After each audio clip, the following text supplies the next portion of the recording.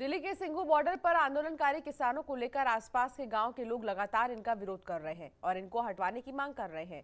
इसी वजह से पिछले 2 दिन से हुए किसानों के साथ गांव वालों के हंगामे में किसान नेताओं ने आरोप लगाया है कि ये गांव के लोग नहीं बल्कि बीजेपी पार्टी से संबंध रखने वाले लोग हैं। आखिर पूरा मामला क्या है, आपको रिपोर्ट के जरिए दिखाते हैं।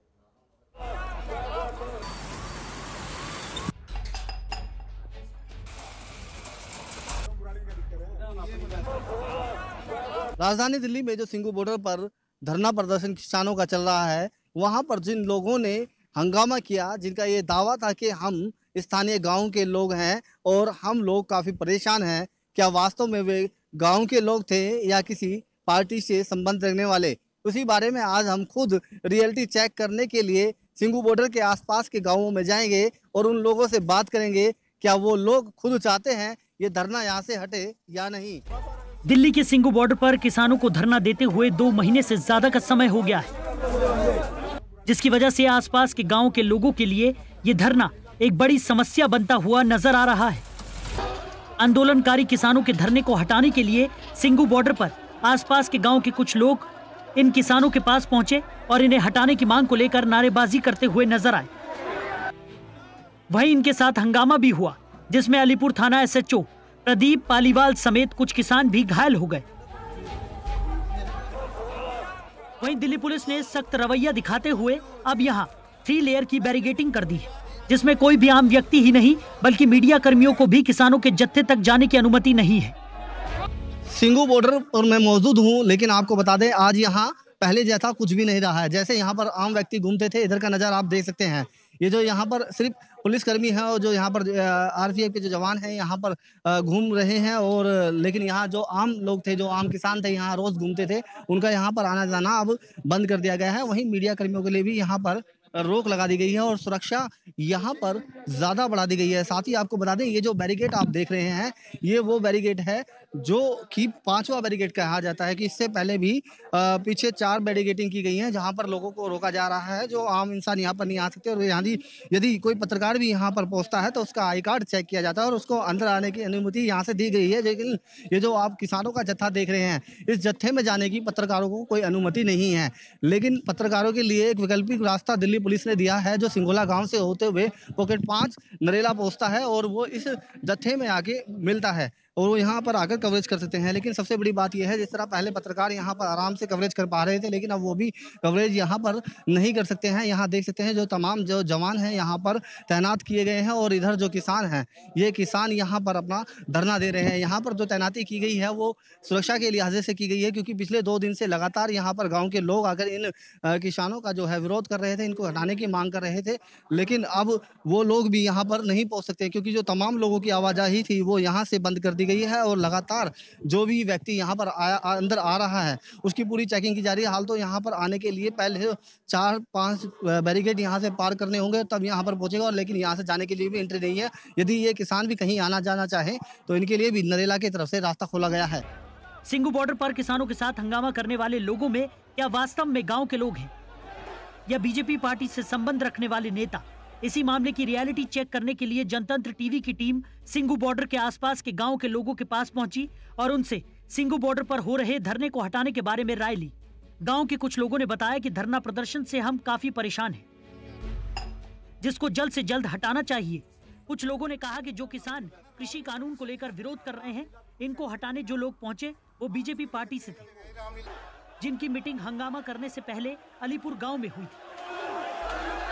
यहाँ जितने भी किसान आकर के बैठे हैं, इससे बहुत लोगों को दिक्कत हो रही है। जो बच्चे गाड़ियाँ जितनी भी सर्विस वाले हरियाणा के बच्चे आ रहे हैं, हमें पता है, मेरा लड़का भी आता है, कालका जाता है, कितनी दिक्कत हो रही है। खेतों से दूसरे गांव के खेतों से निकल कर आ रहे हैं यहाँ पर।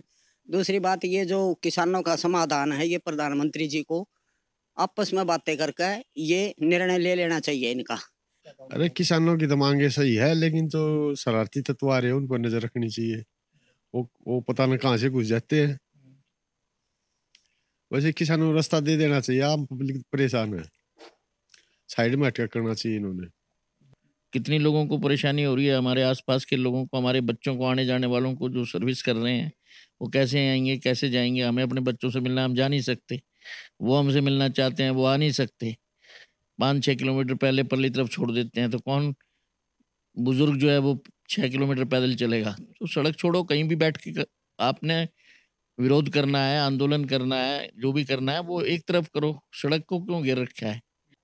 हम नहीं चाहते कि यहाँ से ये हटें, इनकी अपनी मांगे हैं, ये पूरी होनी चाहिए, हम उसके का सहयोग करेंगे। और कोई RWA का कोई आदमी ऐसा गया नहीं, सारे बीजेपी के लोग थे, पदाधिकारी लोग थे, उनको कईयों को तो मैं खुद जानता हूँ। नहीं, बिल्कुल भी नहीं। मेरा गांव कोई भी विरोध नहीं कर रहा जी, पूरा गांव समर्थन में है। और किसान, मैं भी किसान हूं और मैं भी समर्थन में, वो धरना चलना चाहिए, क्योंकि ये काले कानून जो लाए गए हैं ये गलत लाए गए हैं, ये रद्द होने चाहिए।